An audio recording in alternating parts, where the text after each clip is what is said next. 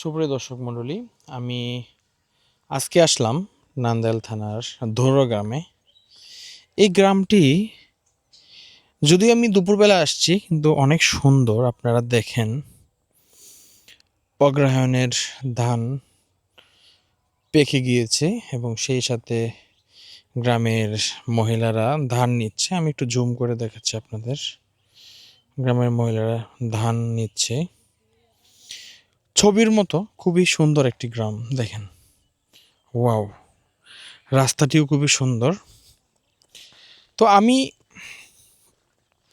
এখানে আসছিলাম একটু কাজে, তো ভাবলাম এই গ্রামটি একটু স্মরণীয় করে তুলি এবং আপনাদের সাথে কিছু কথা শেয়ার করি।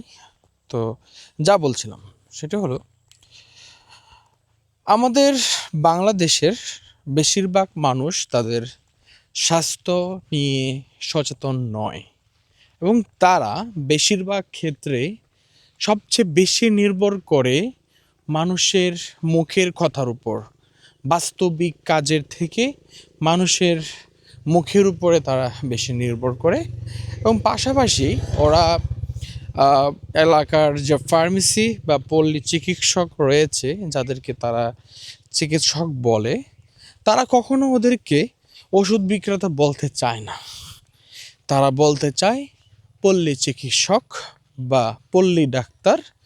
তাদের মতে তারাই বেশ ভালো ডাক্তার, বিপদে পাশে পায়। এবং সুতরাং যা বলছিলাম সেটা হলো, আমরা দিনের পর দিন আমরা এই সকল অপচিকিৎসার শিকার হচ্ছি। রোগীদেরকে তাদের ইচ্ছা মতো ওষুধ তারা দেয় এবং সেই ওষুধগুলো রোগীরা খায়। খাওয়ার পর রোগীদের অবস্থা যখন শোচনীয় হয় কিংবা অবস্থা যদি খুব বেশি খারাপ হয়, তখন তারা তাদের নির্ধারিত ডক্টর রয়েছে বা হসপিটালে তারা রেফার করে দেয়। এই হলো অবস্থা। পাশাপাশি রোগীদের যে ভয়টি আমি লক্ষ্য করেছি সেটি হলো, তারা মন খুলে তারা কথা বলতে পারে না ডক্টরের সাথে। যেহেতু ডক্টরের সাথে কথা বলতে পারে না, সেহেতু তারা ফার্মেসি যে ডাক্তার রয়েছে বা ডাক্তার চিকিৎসক যাই বলেন আপনারা, হ্যাঁ, ওদেরকে আপন করে নেয়। ওদের কাছে সমস্ত সমস্যা, মনের কষ্টের কথা তারা খুলে বলে। সেজন্য তারা যাই বলে তাই। সেক্ষেত্রে কিছু অসাধু পল্লী ব্যবসায়ী বা দোকানদার রয়েছেন, যারা এই সকল রোগীদেরকে ভুল বুঝিয়ে ডাক্তারের যে ওষুধ, যে ডাক্তার যে কোম্পানির ওষুধ চুজ করেছে তার রোগীর জন্য, যে ওষুধটা, এখানে রাস্তার কাজ চলছে, যে ওষুধটা খেলে রোগীরা ভালো হবে তাড়াতাড়ি, সেই ওষুধটি তারা সবসময় রাখে না।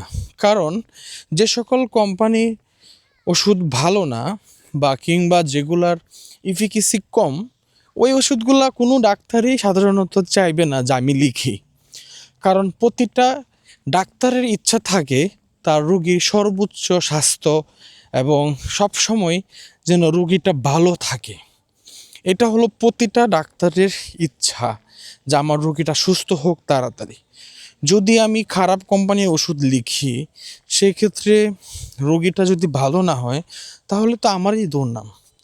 কিন্তু ফার্মেসির যে ডাক্তার রয়েছে, সেই ডাক্তার সে করে কি, রোগীদেরকে ভুলভাল বুঝিয়ে বলে যে ডাক্তার কোম্পানির কাছ থেকে টাকা খেয়ে আপনাকে দামি দামি ওষুধ লিখেছে। যে সকল ওষুধের দাম বেশি, সেগুলা ভালো হওয়ার সম্ভাবনা বেশি থাকে। কারণ যদি ওষুধটা কাজ না করে, এত দামি ওষুধ কেউ কিনে খাবে না। তো ট্রাস্টেড কোম্পানি ওষুধ একজন ডক্টরেই নির্বাচন করবেন তার ইচ্ছে মতো। এবং এক নম্বর কোম্পানির ওষুধে সব ওষুধ যে এক নম্বর এরকম না। এক একটা কোম্পানির এক একটা ওষুধ এক এক রকমভাবে কাজ করে বা ভালো হিসেবে থাকে। আসলে আমরা যে ভুলটা করি, আমরা ফার্মেসির কথায় আমরা সকল কিছু ছেড়ে দিই। ইভেন আমরা একটা ভুল করি, সে ভুলটা হলো, ফার্মেসি থেকে জিজ্ঞেস করি, আচ্ছা ডাক্তার দেখেন তো যে ওষুধগুলো দিয়েছে, সেই ওষুধগুলো আহ, ঠিক আছে কি না। আসলে কোন ওষুধটা ঠিক এবং কোন ওষুধটা ঠিক না সেটা একজন ডাক্তারই বুঝবে। ডাক্তার বলতে আপনারা সবসময় মনে রাখবেন এমবিবিএস এবং বিডিএস ছাড়া কেহ ডাক্তার নয়, এটা অবশ্যই মাথায় রাখতে হবে। এবং এটাও মনে রাখতে হবে যে একজন ডাক্তার কিভাবে কোন অবস্থায় কোন রোগীকে দেখেছেন এটা শুধুমাত্র ওই ডাক্তারই ভালো বলতে পারবেন। সুতরাং এই ভুলটি কখনো করা যাবে না। ফার্মেসি যে ওষুধ বিক্রেতা, সে অনেক ওষুধের নামই জানে না। সুতরাং আপনাদের খেয়াল রাখতে হবে আপনারা যখন ডাক্তার দেখাবেন ওই ডাক্তারের কাছ থেকেই পরামর্শ নিতে যে কোন ওষুধটি কেন দিয়েছেন, কতদিন খেতে হবে, কোনো অসুবিধা আছে কি না, এই আর কি। সবাইকে ধন্যবাদ, তবে ভালো থাকেন, সুস্থ থাকেন। আমি doctor Khandaker Mustakim Mahmud, lecturer, department of community medicine. আজকে এই পর্যন্তই। আজকে সবাইকে অগ্রহায়ণের শুভেচ্ছা। সবাই ধান নিচ্ছে, ধান শুকাচ্ছে এবং খুবই সুন্দর একটি এলাকা ধুরুয়া গ্রাম। এটি হলো নান্দাইল উপজেলার একটি অঞ্চল, চন্টিপাশা। সবাইকে অশেষ ধন্যবাদ। আসসালামু আলাইকুম।